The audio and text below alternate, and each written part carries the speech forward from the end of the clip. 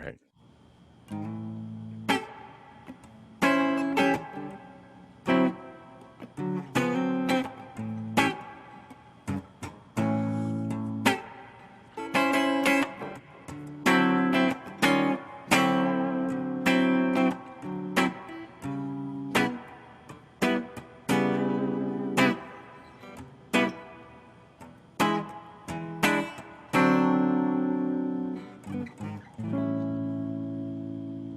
And then, Wow.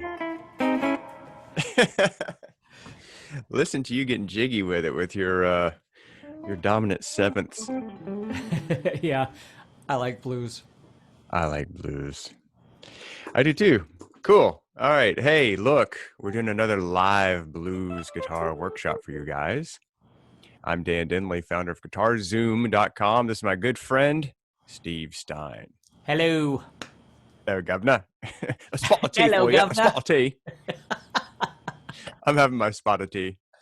I already I'm just had not some. a tea drinker. Yeah. So anyway, guys, another blues guitar workshop. Thank you for being here. Always a pleasure. Always a privilege. Hey, do us a favor when you guys are kind of coming in here and getting settled. Tell us where you're from. Steve and I always love to see that. And we have people from literally all over the world, which just continues to fascinate me that there are just people all over the world at whatever time zone, to tune in. Damn, how old am I?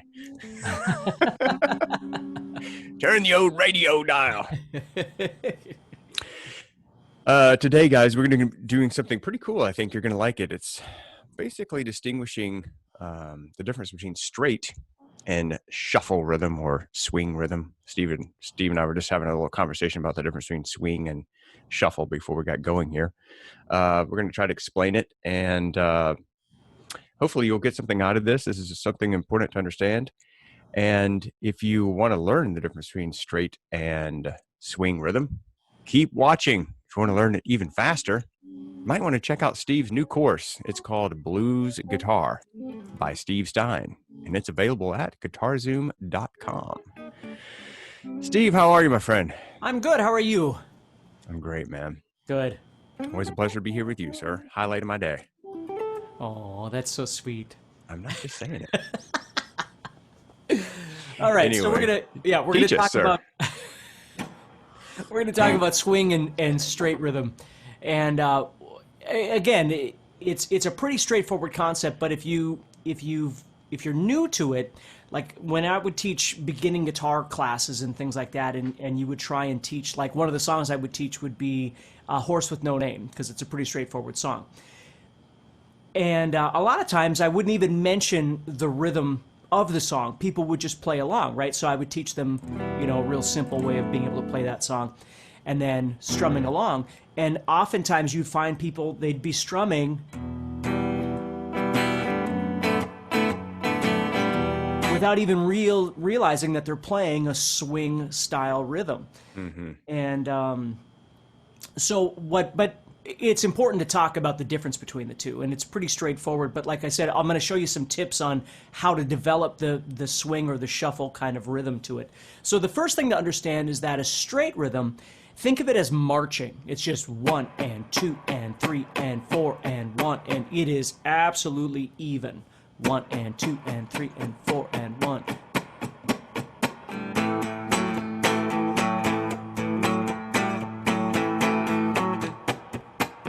This sort of thing, okay? And the majority of music that you listen to in the pop, rock, metal, country world tends to be straight, okay? It's in the blues genre that you tend to hear more swing, and that doesn't mean you don't hear swing in other styles of music, because you certainly do, country and country western and ragtime, like we had talked about, some things like that. But swing is a little different, because if you think of swing, now I'm going to use the words swing and shuffle interchangeably, okay? There are subtle differences between them, especially if you're a drummer. It has to do with the beat and things like that, but in terms of theory, we're just looking at the swing or the shuffle, so if I use those words, understand I'm using them interchangeably. What happens is, think of it as a heartbeat, right? So if you're thinking of it as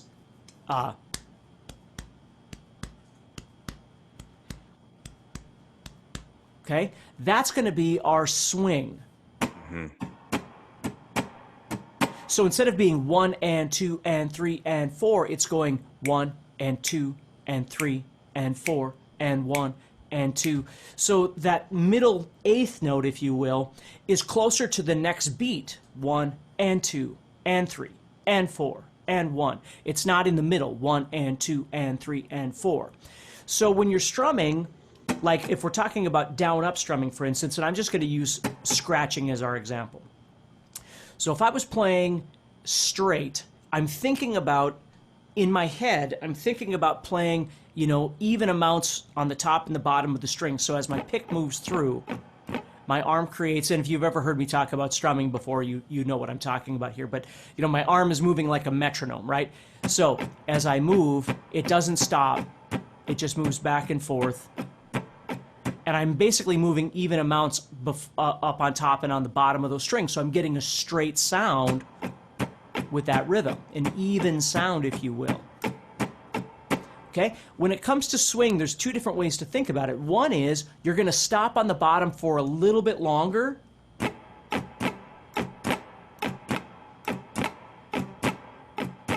So I'm still moving the even amount. But what I found is a lot of people are able to visualize this better if I tell them, instead of thinking about playing the even amount on the top and the bottom, move it. So you're going to be right on top of that sixth string, and then down here you've got more space. So you're still going to move your arm the exact same way you did before. You don't have to stop. But because there's more space on the bottom, it's going to take longer to get back up here. So if you go, it's off center. So you wind up getting this swing feel, and you can think about it any way you want. I mean, for some people, playing the swing rhythm is very easy because they can feel this happening. But for some people, they have a hard time really being able to feel and distinguish the difference between the two. They can hear it, but they have a hard time feeling it. And so you really want to think about that heartbeat. Bum, bum, bum, bum, bum, bum, bum, bum, bum, bum, bum. And again, when you go to actually physically start strumming this, now we're using down-up strumming as our example right now, okay? And when you do that, you're either going to have to stop on the bottom for a little bit to create more space, or just think of strumming off-center, you know, strumming from here down to, you know, here or something like that. And you're going to wind up getting that. And you want to practice, like you'll notice I'm just scratching here. I'm taking the chords out because I really want to learn to develop that rhythm, that groove, and learn to feel it. So when I'm playing and I start adding chords in between,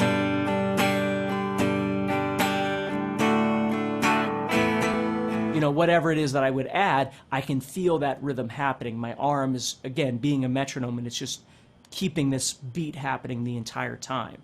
Okay? Now, if we break down this swing or this shuffle a little bit more, what we're going to realize is what we're actually doing is playing what's called a triplet. So we've got 3 beats here. 1, 2, 3, 1, 2, 3, 1, 2, 3, 1, 2, 3, 1, 2, 3. And what we're doing is we're skipping the middle one. So we're getting 1, 3, 1, 3, 1, 3, 1, 3, 1, 3, 1. That's what's actually happening. Again, whether that helps you or not, I'm not sure, but that's what the theory is behind the swing. Where when we play even or we play straight, we're just playing what we call eighth notes, 1 and 2 and, or 16th notes, 1 E and a, 2 E and a, 3 E and a. And again, it's easier in my mind just to think of marching, right? Just keeping it straight, or running, right? 1 and 2 and 1 and 2 and 2. It's just the same thing over and over and over. Or if all of a sudden I hurt my ankle, I'm probably doing a swing. 1 and 2 and 3 and 4, right? So that's what happens. So it's getting it straight in your head, and then again understanding what the logic is behind it. So that's how you would approach that from the down-up strumming perspective. Now, if you're strumming everything down, it's the same thing, but obviously you've got to be more aware of the rhythm. So if you're playing 1 and 2 and 3 and 4. Again, you can see my hand is just making a constant motion, keeping it even. If I play it as a swing or a shuffle, then I get,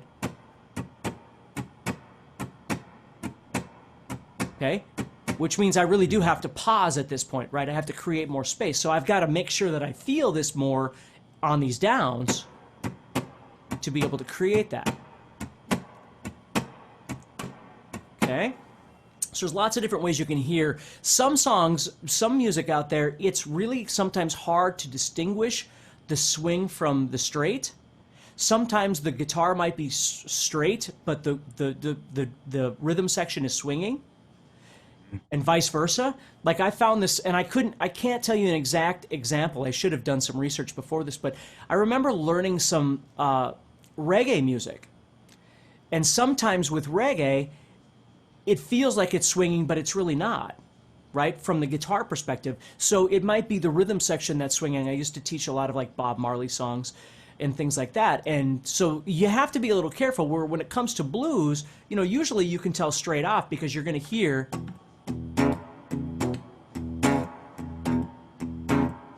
So anytime you hear that kind of rhythm,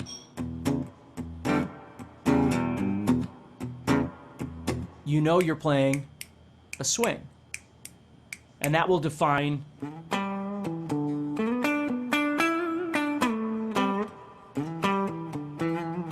what you're going to do with your solo or whatever it is you're doing on top of that as well. So if we were playing like you know, something like The House is Rockin',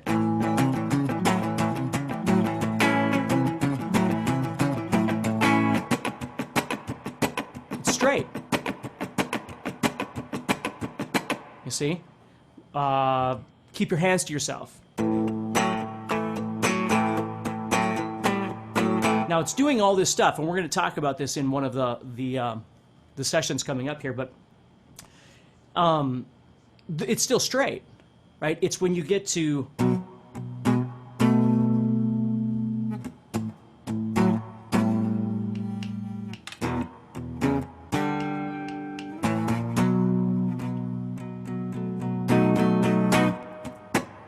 see. So what I always tell people is it's not enough to count to 4. Like you can listen to any song and you're going to count to 4. 1, 2, 3, 4, or 3, or whatever it is you're doing. It's the subdivision, we call it.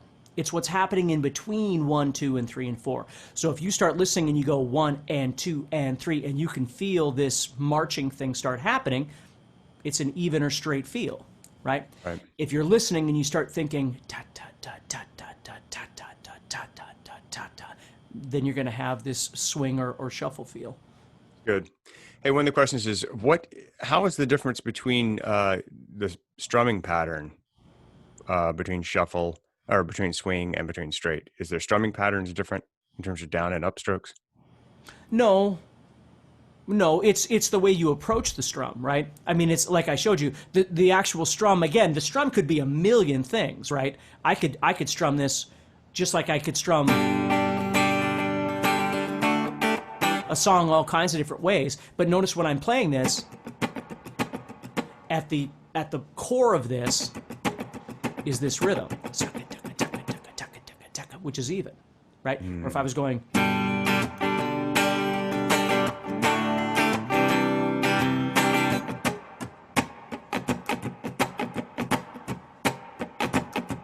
now you feel a swing again, you feel this bounce or this pulse, right? And so know that the strum is going to do all kinds of different things. So it just understand that you're always going to have to decide whether or not to do a swing or a shuffle, whether or not you're going to pause the rhythm to create that added space, which on a down strum you have no choice. But if you're down up strumming, then you can do and create that space, or again, in your mind, emulate in your mind that you're just strumming further down. You see what I mean? Yeah. So there's really not like a down, down, up, or, you know, Right. any of those kinds of rhythms that you might learn if you learn a strumming pattern can be played even, or I should say straight or swing. What about the tempo in terms of is like one shuffle, or I keep saying shuffle, is swing always slow, or is it No, always fast, or it could be anything? it can be anything. Again, because you're dealing with a triplet, you know, if you think about it, you know, you take Iron Maiden, you're playing triplets, right? But it doesn't really feel like a swing. But when the drummer comes in, bum ba da dum bum bum bum, it's a triplet feel, right? Where if we're looking for that swing feel, You know, bump, ba bump, ba bump, ba bump.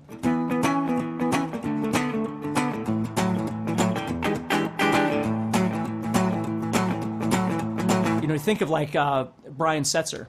You know, you're going to hear a lot of that swing in the style of music that the Stray Cats or Brian Setzer would play, but oftentimes it's quite up tempo. You know, where we tend to think of swing as these old kind of blues songs like this, but they're not all like that. I mean, there's certainly, you know, bluegrass can be swung. You know, there's a lot of different styles that can do that. Mm-hmm.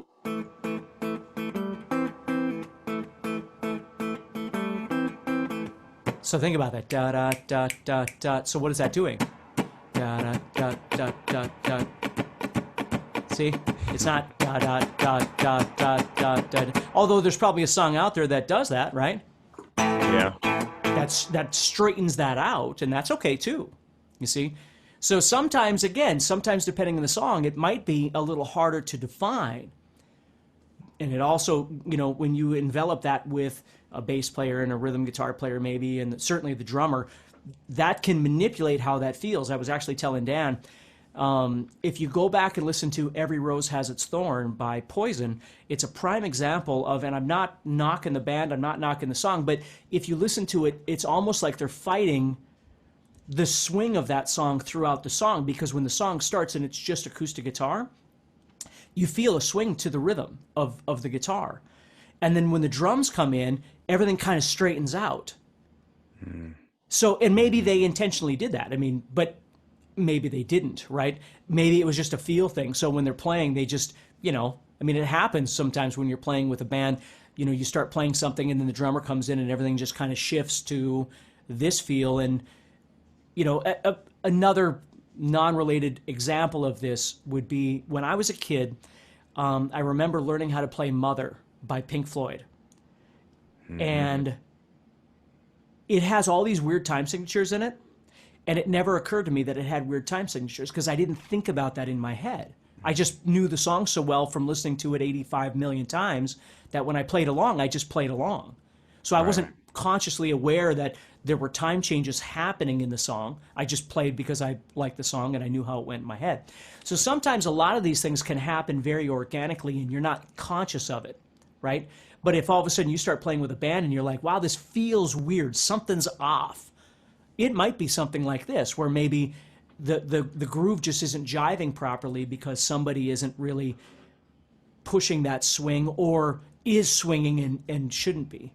You know? That was awesome. Yeah.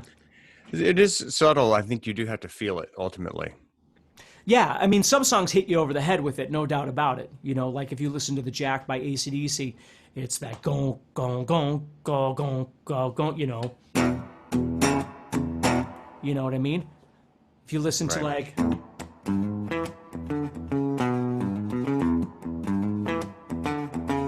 a song called Hey Baby by Ted Nugent, which is, I just love that groove.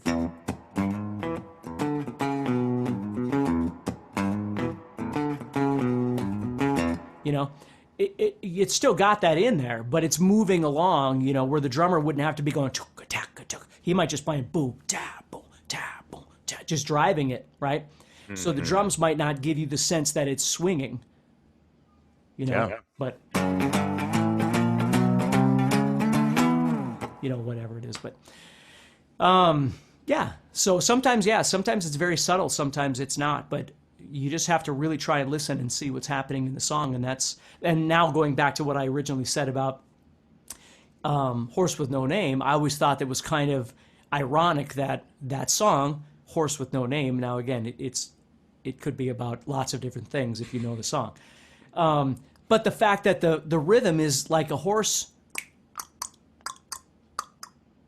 right?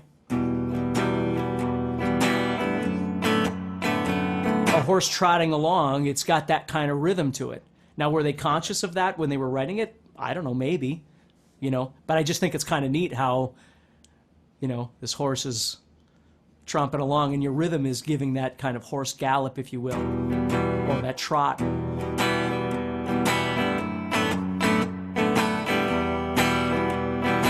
You know? Yeah. Sometimes you might hear that word also, guys, gallop rhythm. I've heard that a few times in my life. That's what they're talking about. Cool, man. This is good.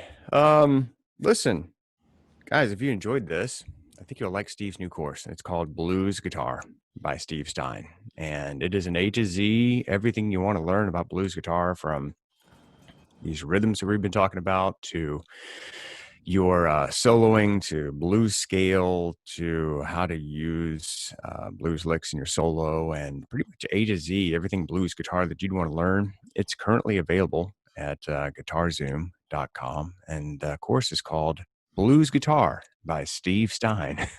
I love our names. Like, what should we call this? What's it about? Blues guitar. I think we should call it Blues Guitar. Yeah, that's right. Like, we used to have all these funny names and fancy names. Yeah, those are gone. So anyway, guys, if you'd like to be notified of the next session that we do, just subscribe to the channel and make sure that you hit the notify button so that you can get a little notice that we're going live. We try to do these at the same time every day, or when they're on the schedule to do. We're not perfect, so we appreciate your patience.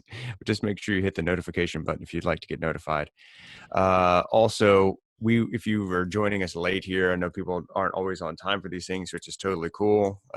Sometimes life gets in the way, or you just now discovered this video or whatever. Don't worry. We take all of these live sessions that we do for you and we put them in a nice, tidy playlist on the YouTube channel. And if you go to the YouTube channel for GuitarZoom, you click on playlists. There'll be a playlist there called Blues Guitar Workshop, which has all the previous sessions that we've done. And there are quite a few of them. And there's a few more coming up. So if you like that, go check it out. Watch all those if you'd like. And hey, if you want to get serious about blues guitar, go check out Steve's course, Blues Guitar by Steve Stine. Anything else, my friend? No, I think that's good, bud. I think it is too. Guys, thank you so much for being here. We do absolutely appreciate you. We know that you're the reason that we're able to do what we do. It's always a blessing. Thanks, Steve. Thank you, everybody. Take care. And Dan, I'll talk to you soon. All right, buddy.